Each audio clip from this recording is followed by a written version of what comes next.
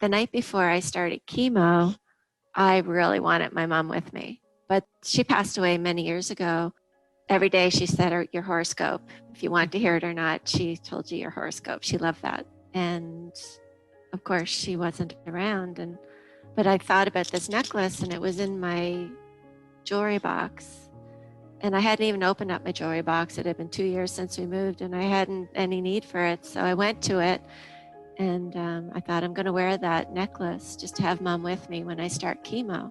And I opened up the jewelry box, and there was the necklace, and it was all knotted and tangled. And I took it out and I looked at it, and I thought, oh, try to untangle it. And I thought, no, this will never work. And I just threw it back in my jewelry box, and I walked away, and I thought, no, I really want to wear that. So I went back to my jewelry box. I picked it up, and I went to the bathroom, and I set it on the vanity, and I got my little tweezers because I was going to try to untangle it. And I picked up the chain, and it was totally untangled. Mm-hmm. And I just put it over my head, and I put it on me. And the feeling I got at that moment was beyond. And it was such a warmth that came over me. It was like, I know my mom's around, and I know she's helping me through this. My husband probably thought I was crazy because the tears were just flowing right down to my waist. I went into the bedroom, and he's like, what? And I'm just like holding my chain, and he didn't understand. And I've worn this every day except during my radiation since that day. It just feels like mom's with me. But that actually happened. I believe there's more to life. I do too, yeah. Carolyn. My mother actually was with me here. I was so thankful and grateful that my mother, who's 74, who lost her mother to breast cancer, by the way, for my mom to be here for me is another reason why I'm still here today.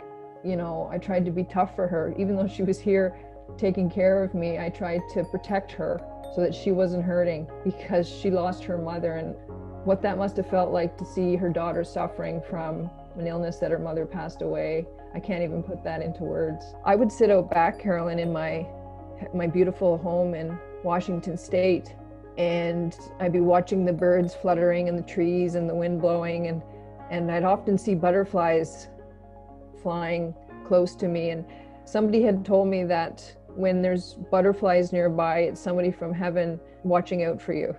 I believe there are greater forces at play, and I'm sure you feel the same way. I absolutely do. And I don't know why, but there's a reason for it. Mm-hmm. And I thank God that we're still here, and that we can be here for our families. Welcome to the Voices of OUTCAN podcast. Join Military Family Services US as we explore the experiences our Canadian Armed Forces families have while on OUTCAN. Leaving your home to live in another country can be an exciting adventure, but it is also a time filled with unexpected challenges. Get a glimpse into the CAF OUTCAN world with these unique stories of resiliency and courage. Share in their struggles and cheer for their triumphs. Here are the voices of our OUTCAN families.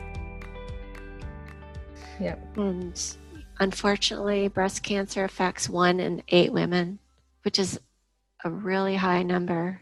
Yeah. But I wear it as a badge of honor. If I can spare 8 women by having breast cancer, it's worth it.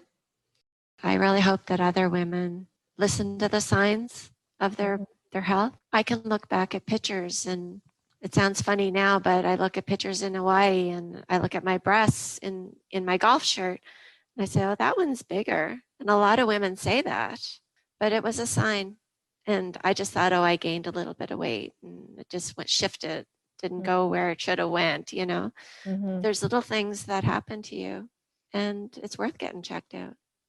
Yeah, Carolyn, it's so true. And they say it can be growing in your body and you don't know because it's so benign. And when I mean benign by symptoms, right? You don't feel unwell. You don't necessarily feel pain. But closer to my diagnosis, my left breast was painful. And of course I knew, you look at those signs, my body was changing, but I didn't necessarily understand what was happening, or I chose to ignore it. Yeah, I was the same. I tell everybody who's gone through this sort of thing and everybody else that hasn't, continually check yourself. It just takes a few minutes and it can save your life. It's Absolutely. so important. Welcome to the Voices of OUTCAN podcast. I am your host, Joanna Church. Imagine the excitement of coming to a different country with your military spouse and your kids, the joy of exploration and having new and incredible experiences. You're settling into your new life and you're trying to figure out your place for the next few years while you are posted there. And then one day you are sitting across from a doctor who gives you devastating news and your world goes into a tailspin. And all of a sudden, this beautiful adventure you are on seems a lot more scary and lonely. You're far from friends and extended family, and you're dealing with a healthcare system you aren't familiar with. That's basically what happened with my two guests today. In honor of Breast Cancer Awareness Month, Elizabeth Morris and Carolyn Carter have graciously agreed to share their breast cancer battle with us. And I can't think of a better word to use than these ladies are warriors. Beth and Carolyn, welcome. Thanks, Thank you, Joanna. Beth is currently located in the state of Washington in the Seattle area and has been there for how many years is it now, Beth? 3? Yes. 3 years with her Canadian Army husband of 25 years, Keith, and her teenage son, Jack. She is currently the MFS coordinator for her Joint Base Lewis McChord Canadian community and is working towards her master's degree in organizational development. Beth, would you share with us how life was going on your OUTCAN up until that moment when your doctor said you have breast cancer? Well, Joanna, that's a very good question, and it comes with both, good positive news and also not so great news. I mean, my life was fantastic. You know me as a coworker. I'm always positive. I was enjoying this beautiful area, although I was pushing myself beyond what was acceptable, and I didn't realize it.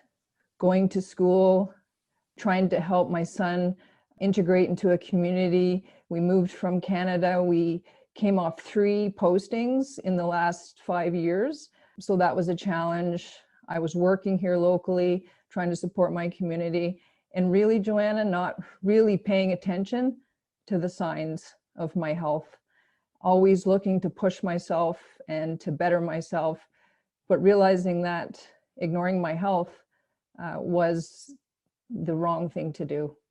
I could actually feel my body sending me messages, and I knew there was something wrong, but I was ignoring those messages. I got my diagnosis in Hawaii on vacation. I had a biopsy before I left, and I knew that it was cancer. There was no doubt about it. Hearing that diagnosis over the phone, it was pretty devastating. But I remember, Joanna, sitting by the ocean, and I was on vacation with my husband and good friends of ours. And I remember telling my friend, who was absolutely mortified when I told her. She said, "I can't believe it. You're healthy. You're fantastic." She thought I was telling her a lie, but essentially I told her then and there that I'm going to beat this. And from the second I was diagnosed, my attitude was, I'm going to beat this. I never had a defeatist attitude. I had the attitude that I'm in control now. Beth, why did the doctor tell you over the phone? Was that something that you wanted to have happen or they felt needed to have happen? I actually asked for that. I wanted to know while I was on vacation. I didn't want to have to wait until I got back. And like I said, Joanna, I knew that I had some form of cancer. I didn't know the extent. This is the challenging part for me. And this sounds awful, but I got this rather cheery phone call from my surgeon saying, "Elizabeth, this is your diagnosis, but we're going to take care of it. We found a lump. We're going to get rid of it. You're going to have at the minimum 6 weeks of radiation, and you will be back to your life as you know it." So, Joanna, So he gave you some optimism there. Absolutely. And even though that was scary, I said, so my internal dialogue, Joanna, was, okay, this is cancer. It's scary, but I understand exactly what I'm facing, and I can face this. Coming back to Joint Base Lewis McChord and getting further tests, they actually discovered that my lump was larger than originally thought, and it also had spread outside my breast, which was devastating. And every day it felt like I was getting a phone call with worse and worse news. And then I was in a moment of almost like I had a out-of-body experience, and maybe Carolyn can relate to this. You can't even believe that this is the news that you are receiving. For me, it seemed worse in the fact that I was given an initial diagnosis that was low on the scale of seriousness, and then being told your cancer's bordering on metastatic. And thank God, for the grace of God, that they caught it in time. I had fantastic medical care here, and my doctors did the right things every step of the way. And that's why I'm here today. And we're going to talk a little bit about that as we go, about what it's like to deal with the medical system in a different country. Let's shift over to Carolyn. Carolyn and her family are military lifers, it seems. Her husband, Wade, has been a part of the Canadian Armed Forces for 32 years, and they've been married for 27. They have 3 daughters, Emma, Jillian, and Holly, all in their early 20s now. She has her Bachelor of Business Administration degree and has been able to work with Scotiabank in some capacity through many of her postings all over Canada. Carolyn is back in Canada now, but while she was on her beautiful Hawaiian OUTCAN, she received her diagnosis. Carolyn, share with us what it was like for you to arrive in Hawaii, what many people consider to be this dream destination posting, and how you were experiencing life up until the moment you were given your diagnosis. Well, thank you, Joanna. We were posted to Hawaii in July of 2016. Up until that point, I had a career with Scotiabank. I was a manager of customer service. And it was going to be challenging for me just to move to another country and not work, at least right away. What that meant, I wasn't sure, but we went through the process and we moved to Hawaii, leaving 2 daughters behind. One, Emma, came with us, and she was going to be doing grade 12 in Hawaii. The next 2 years were lovely, although it was challenging in that I had 2 daughters back home working and going to college. I soon made friends through the military. Other Canadian families are there. And these ladies were lovely. We were all sort of in the same stage of life, and our kids were grown, and we were hiking and we were swimming, and we were just spending a lot of quality time together. It was really interesting for me to be able to do that because I'd always worked through my career. And to be honest, I hadn't really delved into the military life on a social aspect. I certainly went to different events, but as far as living and being day-to-day involved with military life, that really wasn't me. So I took the opportunity to get to know the families in the area and made the best of it. And we were just having a great time, making great friends and really living the dream. Yes, we had challenges back home with the kids because, of course, they're starting their college lives and there's challenges involved with that, and newfound freedom that has its challenges. But anyway, we were working through that. A lot of midnight, middle of the night calls because there was a 6-hour time difference, but we were certainly able to get through it. And then in April of 2016, my doctor there in Hawaii mentioned to me that I should get a mammogram. I said, sure, it's been a few years, and I did that. And at that point, there was no signs of cancer. They did say there was a little bit of what they call a calcium deposit, so they were going to follow up with me in 6 months. In 6 months' time, just prior to my follow-up, I'd say 2 weeks prior, I noticed I had a soreness under my arm and a large lump formed. I was in Canada at this point. I wanted to be there. My daughter's birthday is October 1st, so I wanted to be home for her birthday. And I knew at this point there was something wrong, but I knew a week after I got back that I'd be having a follow-up. And I went to my follow-up in Hawaii. They did what they call a breast mammogram. And they called me that afternoon and told me that I had breast cancer. I was very shocked, but yet in the back of my mind, when you get a lump like that, and it's not normal, it's nothing you've ever experienced before, your mind will go to various places, and that was one of the places. And so I wasn't totally surprised, but it still is shocking when you hear that. And what does that mean? And here I am in another country, and how am I going to be taken care of here? Should we go back to Canada? We're supposed to go home next summer. They said my treatment would take a couple years. Do I want to go home in the middle of my treatment? Maybe I should go home before my treatment starts. All these questions come up. And then you worry too about your children and how are they going to react? Some are with me, some aren't. What does this all mean for everybody? You want to make the right decision for your family. As I did with everything that I went through, I reached out and talked to people. And we did reach out to our port in Washington and talked to the doctor there and said, this is what's happening. What should we do? And he reassured me that if we did stay in the US, that we would have access to the best of care. But if we wanted to go home, that was our option too. So if I was going to stay in the US, I didn't want to be leaving halfway through my treatment, going back to Canada, not having a home, and going through the stress of that. So once again, my husband reached out and asked for an extension on our posting for 1 more year, and they gladly gave us that extension. They were more concerned about me than having Wade in whatever job. Really appreciative of that. It took the pressure off right from the get-go, and we were able to concentrate on just my treatment and getting better. Carolyn, would you mind sharing what it was like to tell your children who were back in Canada and having to make that phone call? Absolutely, Joanna. When we first heard, of course, it's devastating. There was no history of cancer in my family, certainly no history of breast cancer. So it really did come out of left field. And I was concerned about the kids.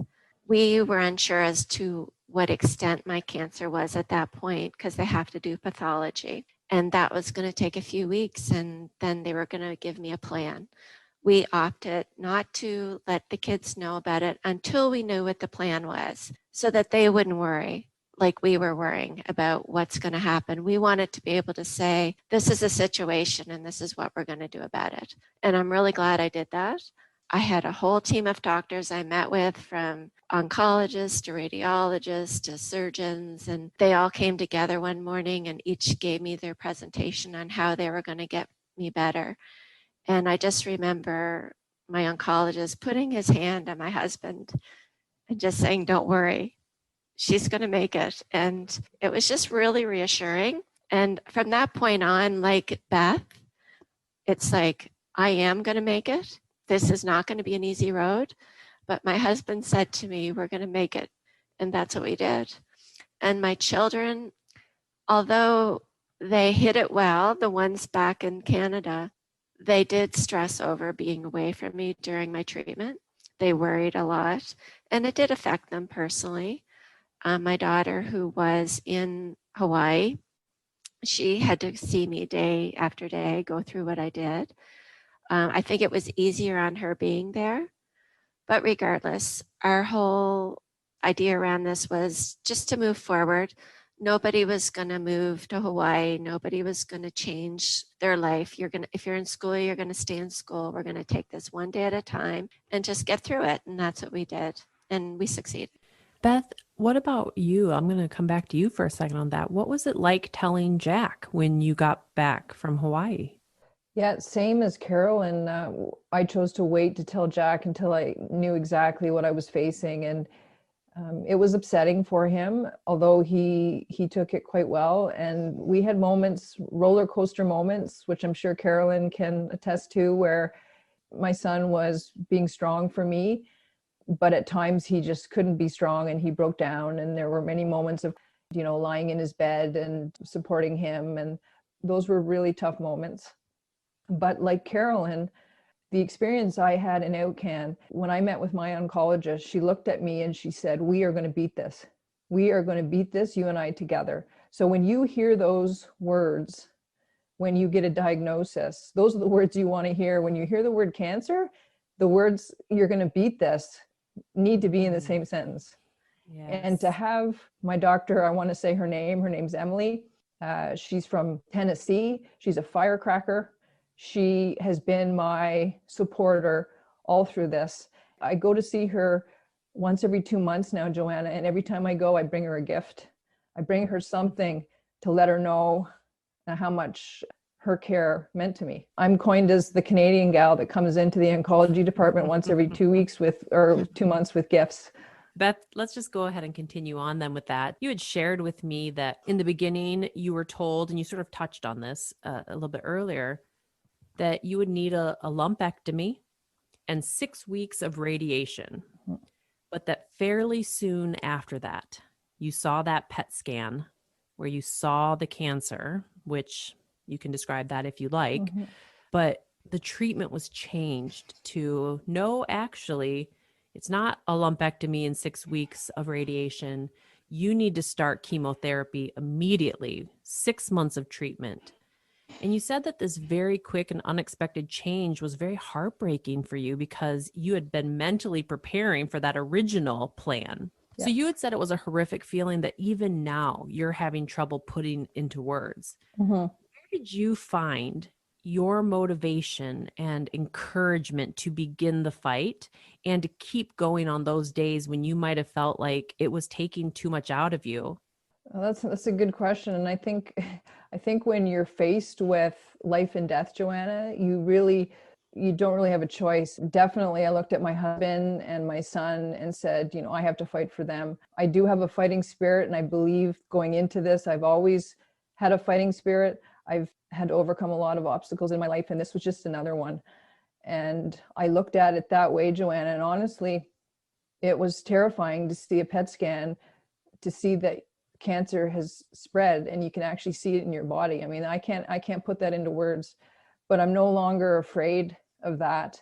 And now my PET scan is clear, and I've had a clean bill of health for almost 2 years. So I'm feeling well. And I'm trying not to focus on the past, and I'm trying to focus on positive things going forward. It was extremely difficult, but what I did, Joanne, is I broke it down into compartments, and I took each part of my treatment. I looked at each part as an individual challenge, and that is how I mentally attacked it.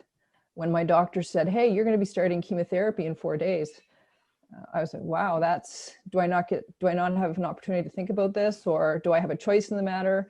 No, you have to start chemotherapy right away, because my cancer was spreading. If they didn't administer chemotherapy, the situation would have been pretty grave. I fought through that first part of my treatment. It was horrific. And when that was over, I walked away and went on to the next part of my treatment, which was surgery, which again was terrible. And I fought through that, and I dealt with the individual challenges of that. And then the final part of my treatment was radiation. Again, that came with its own struggles, different than, really hard to put into words. And maybe Carolyn, I don't know if you can speak to this, if you had radiation, but I found the radiation the scariest part for me. And there was this terrible feeling of being alone in a dark room, just feeling like there was nobody there to save you. And it was pretty traumatic for me. And what I ended up doing, Joanna, was singing a song to myself. And I can laugh at it now. I sang a song to myself that I used to sing to my son when he was 3 years old. I kept singing that song every day for 6 weeks straight. And that's what got me through that treatment, which was not, I want to point out, was not painful, but it was mentally excruciating. I can relate to that, Beth. My treatment for radiation was 5 weeks. And although I wasn't in a dark room, you are definitely in there alone. You're wondering what's happening to your body while this is going on, because they always forewarn you about the after effects or the side effects or what the worst case scenario could be. I didn't sing. I envisioned myself on the beach, and I pretended the waves were flowing and the wind was blowing, and I just took myself to another place to be able to get through that. So I certainly can relate. Wow.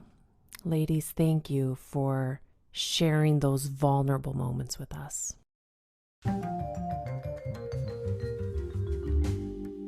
Don't forget to check out calfconnection.ca to find information and resources for members and their families specific to your location. Whether that's across Canada or at any OUTCAN post, Military Family Services is here for you, regardless of your posted location.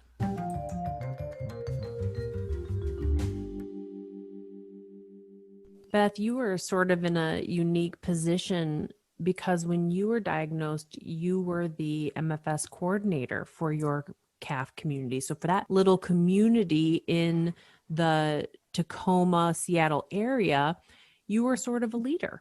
Did having that leadership position keep you from feeling comfortable reaching out to the Canadian community members there? Or did it actually give you some stronger connections that you were able to draw on when you needed them? Joanne, it actually gave me the ability, because I had established some really close friendships in the community. It gave me the ability to lean on those people. I had a friend that came to most of my treatments and sat by my side and held my hand during most of my treatments. I had Canadians dropping off food and offering to take Jack to a movie. The support, the circle of support around me was strong. And no, I didn't retreat into my house and basically tell people to go away. I welcomed having visitors, and that was just all part of the journey. Carolyn, would you say that a similar situation happened with you, that you had said you had been making connections in a way that you hadn't on prior postings because you'd always been working full time? So you'd spent that time leading up to your diagnosis building some really great connections. Did you find that those connections and having had that chance to make them helped carry you through that time?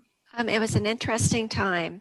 Like all postings, people come and people go. At the time of my diagnosis, it had been a large turnover in families. And all those close connections that I had made, they literally all left.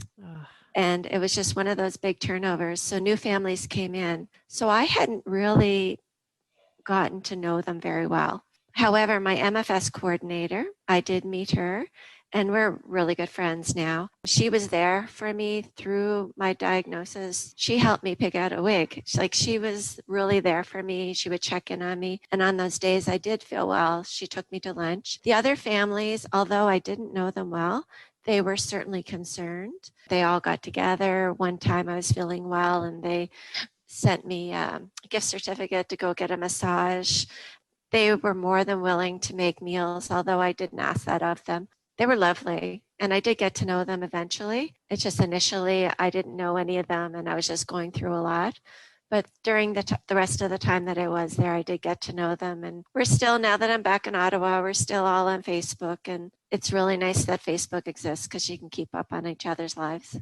But what you're touching on, for those of you who are listening who have never experienced an OUTCAN, is one of the challenges.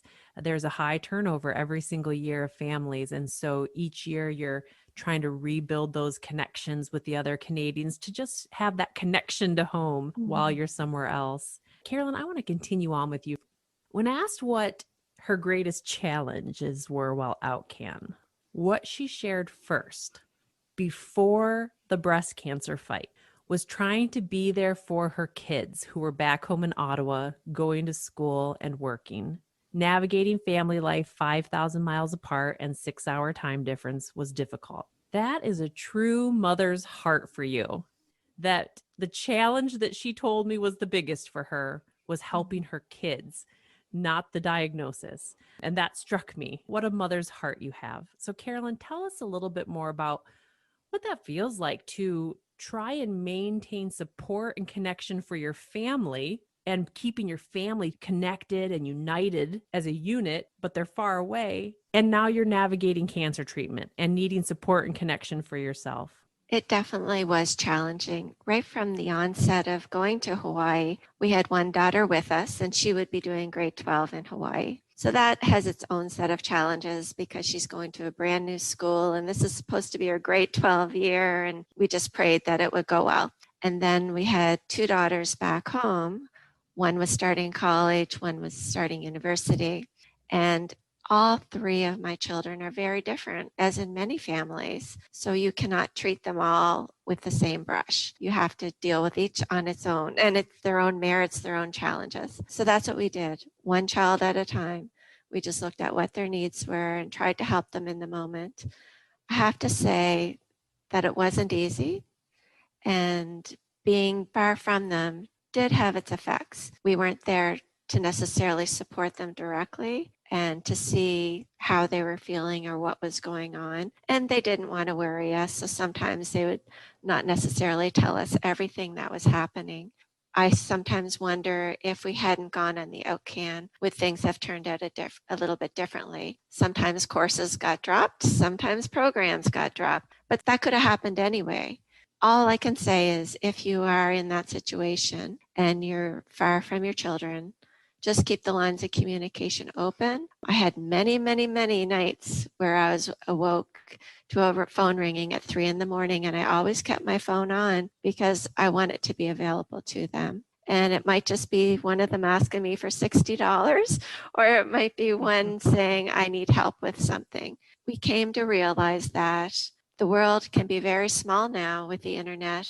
And with airplanes, you can just hop on a plane. Your child is only a phone call, a text, or a flight away. There's not anything that you can't overcome. There's other people that can assist you in the community. We certainly did call upon our friends back home. Once in a while, we might need a lending hand for one of the kids, and we more than appreciated that. But all in all, as a military family, as you said, we've been together for 27 years. So my kids are more than used to being independent. Every time we moved, they had to make new friends, meet new teachers, new challenges. So they built up to this. This was just another phase in our military lives. And I'd like to say that we rose to the occasion. Absolutely. And it sounds like your kids did as well, which don't we have some amazing military kids out there just shining in this world? Yeah, like our husbands move, or our member moves. I shouldn't say husband. In my case, it's my husband. And our whole family is in the military. Each of my children is in the military because everything affects them, whether we're home and we've been here for 5 years. My husband may be off for months at a time. And there was a couple times he went on a posting without us, and we stayed put, and so that the kids weren't uprooted so much, to keep some stability in their lives. So as a military family, there are a lot of challenges, and I know every military member has heard from others, how do you do it? Well, you just do. It's just normal for us to be able to handle these challenges. However, when you do have one, like a diagnosis, as Beth did, and myself and other members that are on OUTCANs or even in Canada, it's a challenge bigger than you've ever had in your life, because this is one that affects, am I going to make it through this? What's this going to mean for my family? All I can say is if you're a friend or a family member of somebody going through this, that's the time to really step up. You know, everybody has their own journey. Some people want people around them. Some people don't want people around them when they're doing this, and that's their journey. But either way, make yourself available to somebody who's going through whatever challenge it is. That's a good challenge for all of us. Yeah.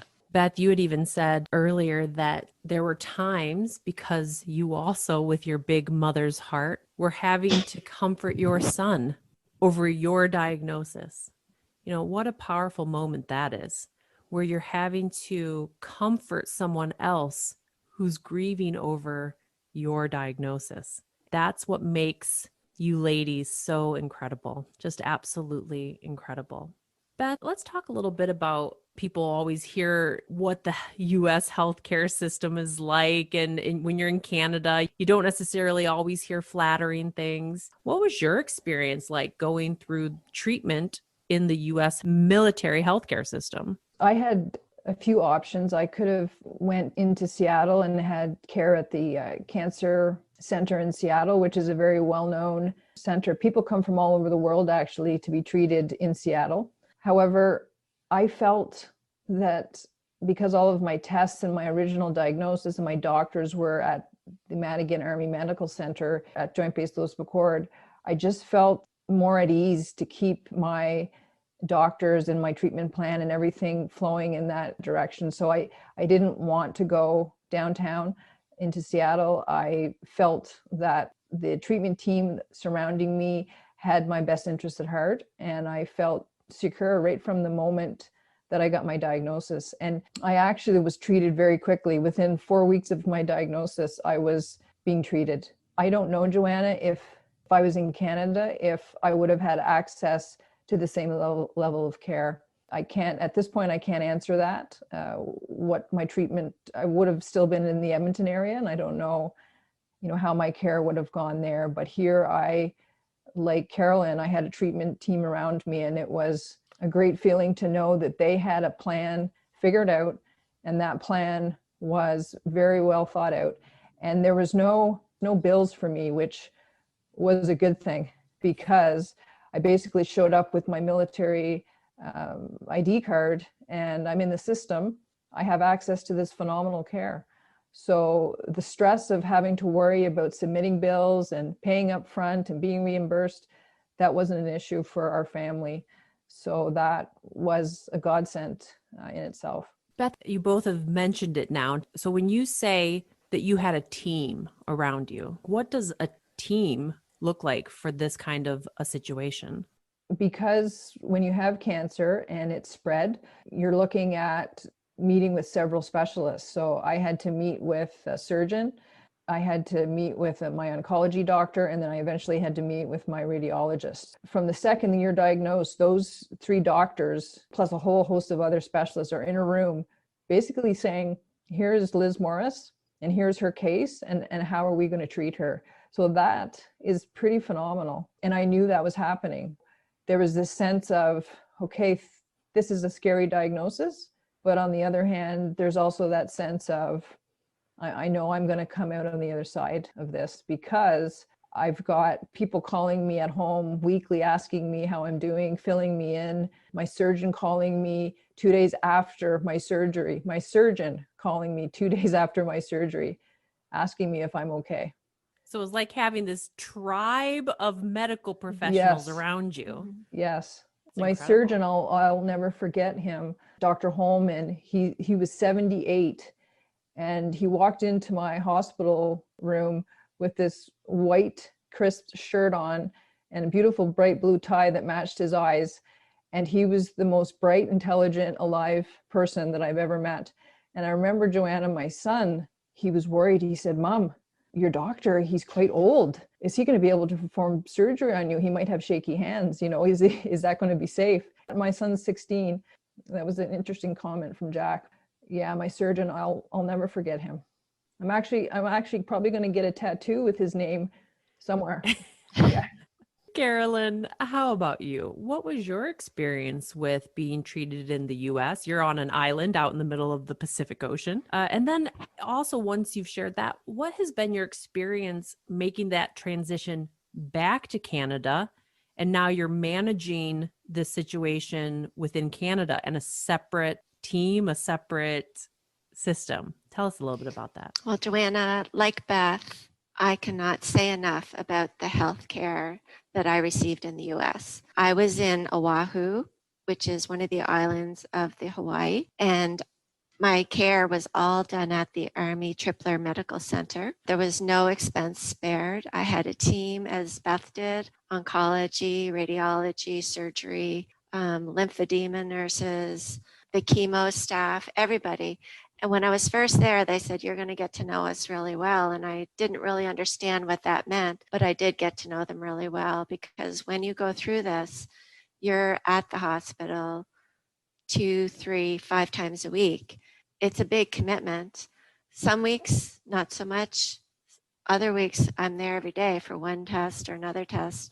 It was just amazing, to be honest. And like Beth, I didn't spend one dime on my treatment. We did get one bill for $18 one night. I had to stay over and they charged me for a meal, and that was it. Obviously, Beth's state, as mine, has a reciprocal agreement with Canada.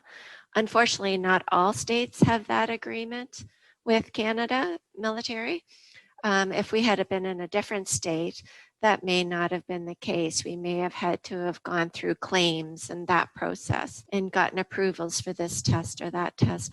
But luckily, Hawaii had that reciprocal agreement. So all I had to do was show up. It was amazing. Never did I ever think, oh, they're not giving me a test because it's too expensive. They just, whatever I needed, they just offered it. It was there. If I had something wrong, they said, okay, we're going to send you for this test. There was just never any humming and hawing or we'll wait and see. So I really feel like I received the best care I possibly could in the US. And it all turned out for the best. In the end, my pathology, I had a complete pathological response, which means that I have no sign of cancer now. So I can't ask for any better than that. That's a triumph. Yes. We are cheering right now. Absolutely. Yeah. It's actually 2 years tomorrow since I was first diagnosed. As Beth, we continue to be treated because they don't want reoccurrence, but life goes on. You just take it one day at a time. When we were leaving Hawaii, the concern was, I'm transitioning back to Canada. How's that going to go? And what kind of treatment am I going to get in Canada? I had no idea. I had heard that, at least in Ottawa, that they had recently opened up a new breast cancer center, which meant that you could go to one spot for your treatments as opposed to going to different hospitals all over. So I was glad to know about that. In order to come back to Canada, I had to make sure that I had every record, every picture, every ultrasound, everything. Because when I did arrive in Canada, they want all that. They want the complete history here. Sure. And they're not going to treat you until you do get it. So there was a bit of me giving them the information and them coming back and saying, okay, we need a little bit more. But once I got everything in place, they're right on the ball, getting me in and setting up my treatment plan with me. And I've been into the breast cancer center twice now, and I'm now in their system, and they're going to follow me as they would had I still have been in Hawaii at Tripler. They said to me right from the bat, even though you didn't receive your treatment here, we know your history and we're just going to take over. And I feel just as good about the treatment that I'll receive here. It was a very smooth transition. I think that's so encouraging to hear for families who might be listening to this, who during their OUTCAN, whether that's in the United States or Europe or in one of the other countries where we have OUTCAN families, to know that if you start treatment OUTCAN, that you can have a smooth transition back into the Canadian system, that it's possible. Because I think that is a worry when someone is diagnosed while living out of the country. What will it be like when I come back? So that's so wonderful to hear that that was your experience and that it's still a good ongoing experience. That's good for me to hear too, Carolyn, because encouraging. Yeah, I mean, I'm wanting to stay here as long as I can to stay under the care of my treatment team, but knowing that I'm eventually going to have to go back to Canada. Yeah, I'm really impressed with it so far, Beth. Good. So when the time comes, we'll talk. Good. Yeah. We love making OUTCAN connections. Yes, absolutely. I really like to ask our guests if they have any life mantras that they live by to share with our listeners. One of the reasons why I think that's so important, if you heard these ladies speaking towards the beginning, they were talking about the importance of those first words that they heard coming out of their doctor's mouths, which were, "We're going to beat this." Words are so powerful and can really set the course. That's why I like to hear life mantras, because we want to hear the words that our guests have to share with the rest of our families. Beth shared that after walking this path the last couple of years, sort of this mantra she's started living by is that she is determined to live each day with purpose and intent. And you said that your son saw you up at 5:45 a.m. working, and he asked you, "What are you doing up so early?" And your response was, "I am working toward changing the world." Yes. Tell me about that. Tell me what that means. That's true, Joanna. I'm going back to school to get my master's in leadership and organizational design. And my ultimate goal is to work for Canadian Forces Morale and Welfare Services, actually, as a consultant. I want to go into the MFRCs back in Canada and consult and work at improving relationships within organizations, not just MFRCs, but MPF, PSP, all of those entities. I believe that I can change the world because organizations are microcosms of society. And if I can go in and make just the smallest difference, Joanna, to me, that is going to make me happy. And I'm actually so passionate about the work that I'm studying right now that I would do it for free. And I know that that sounds trite or maybe not authentic, but it actually, I am so passionate about it. I do want to change the world, and I hope I get an opportunity to do it. I love how you told me that no matter what happens to you in your future, your son will remember that his mom was a fighter and that she never gave up, even when going against insurmountable odds. I love that. That you are an inspiration, and it's not trite. I think what you just said about wanting to do something where you wake up every day and you would do it even if you didn't get paid for it, that's aspirational. That's what we all sort of long for, is to have that kind of purpose and passion, which goes along with what you said. You're determined to live each day following that purpose and following that intention. And one more thing, Joanna, I want to slay dragons every day as well. Well, let's see your sword. Carolyn, I got to admit, when I read your mantra, I think I fell in love with your husband a little bit. Because he has that effect. I mean, not just because these guys look great in uniform either. So, but this mantra came from him. And you shared with me that they were the words that were vital in getting you to the other side of breast cancer. You shared that when you were feeling overwhelmed and scared after meeting with your breast cancer team of doctors who had laid out a plan, which was going to take the better part of 2 years, your husband Wade said to you, just take it one day at a time. Every day, every treatment gets you one day closer to being well. Tell us what those words, one day at a time, did for you. Well, Joanna, it really put things into perspective for me. You can't see a month out, a year out. You don't know what's going to happen. So by giving me that mantra, I was able to just take it one day at a time, each day, each visit, each treatment. I just focused on that. I never focused about what's going to happen with my surgery in a month's time or in my radiation next summer. It was just on, I'm getting chemo today. And I would finish a chemo and he'd say, okay, 1 down, 5 to go. And even my chemos were 3 weeks apart. So that was 21 days. And each day was a different thing. And we would get to know, okay, the first 10 days are going to be awful. Oh, tomorrow's your 11th day. You're going to feel good tomorrow. And so that we really did do it one day at a time. And I knew what to expect. And it helped me get through. There was no dwelling on what's going to happen in the future. So much so that as I went through my chemo treatment, which was to be a year long, I was there one day getting my chemo and the nurse says to me, you must be really happy. Today's your last chemo. And I said, it is? And she said, yes, it's today. You don't know that? And I said, no, I didn't realize today was my last chemo because I really did just focus on that day. I didn't focus beyond. For me, that worked.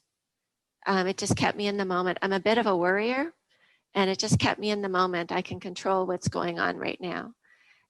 As I'm going through things, Wade would say, I know you feel really bad today, but the chemo is making you really sick. And that's because it's fighting your cancer, Carolyn.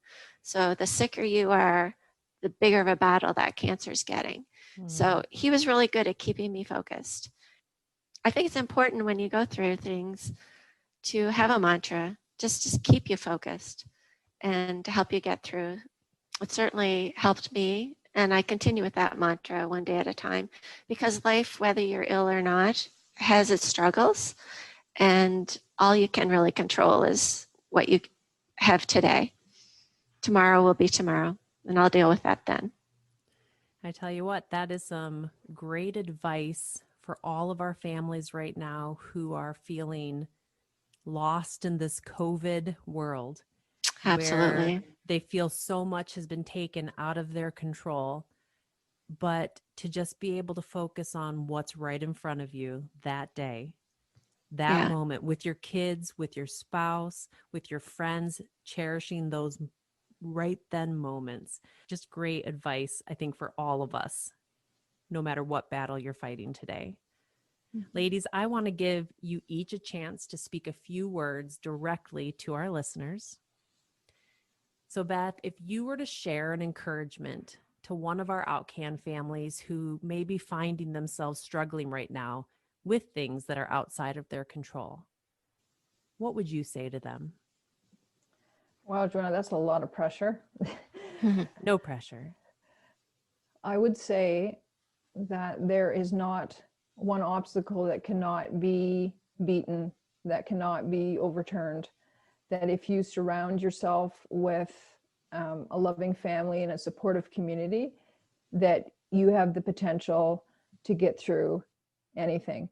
And speaking from experience, I did that, and I can see that Carolyn did that as well. And I actually believe being a military spouse and going through so many struggles and disappointments in my life that are just inherent being part of a military family, that gave me the ability to fight as hard as I did. And the last piece of advice is there's always going to be somebody out there that has a situation that is worse than yours. And I always kept that in perspective, that I'm still on this earth. I still have a chance to jump on my bike. I still have a chance to see my son graduate high school. And there are others that weren't so lucky. I'm living my life, not wasting one more day. And if there's anybody out there that is weary over COVID and what life is like right now, being separated from family and friends back home, yes, that's difficult. But imagine going through what we had to go through in the United States, away from our families. And Carolyn and I are a testament really to phenomenal, strong, capable women. Absolutely. Thank you. Thank you, Beth. Carolyn, with 27 years as a military spouse under your belt, with so many moves and experiences, what would be your message to a young military family just starting out on this military life journey? Wow, that takes me back. I was very fortunate that I had established myself before we got married. I had an education and I had a career. I think that's important because although we are part of a military family, you still have to have your own dreams and your own goals and things that you want to do in order to be happy. As a young couple, I would encourage each other to follow those dreams. Yes, you might get sidelined here and there, but it's very important to know what makes you happy and to be able to somehow, and there's always a way, make those dreams come true. Also to talk a lot and understand where each other's at. Before we got married, although our engagement was a bit of a surprise to me, it was very romantic, but we hadn't had those conversations. But Wade did say to me, the job I'm in, you need to be an independent person. I'm going to be away. I need you to be that person. And I want you to know this before going into it, because it's going to be required, because I'm not always going to be able to be right there for you.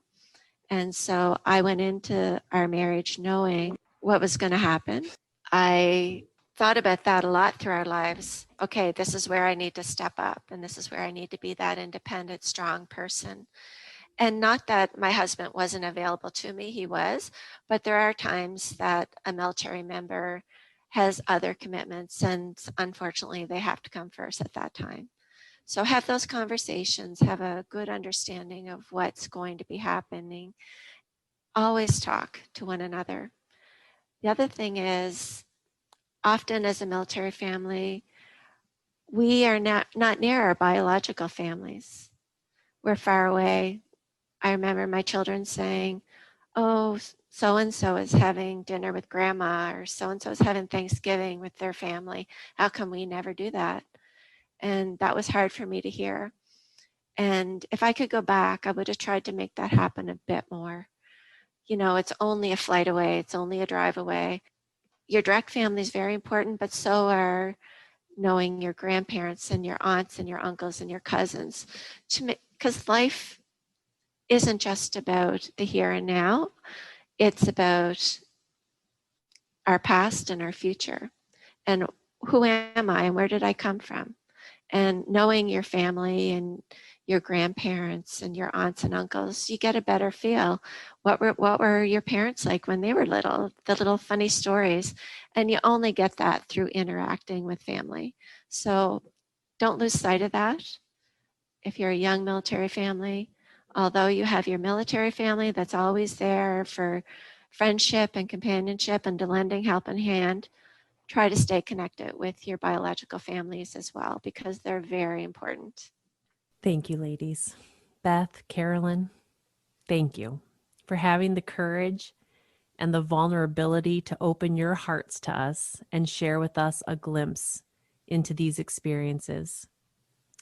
You ladies are truly exceptional voices of our OUTCAN families. Thank you for listening to the Voices of OUTCAN podcast.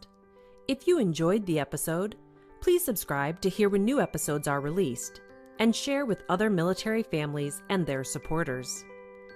Check out our Voices of OUTCAN podcast information and all of the other resources and supports offered by MFS US on our CAF Connection web pages at cafconnection.ca/United States.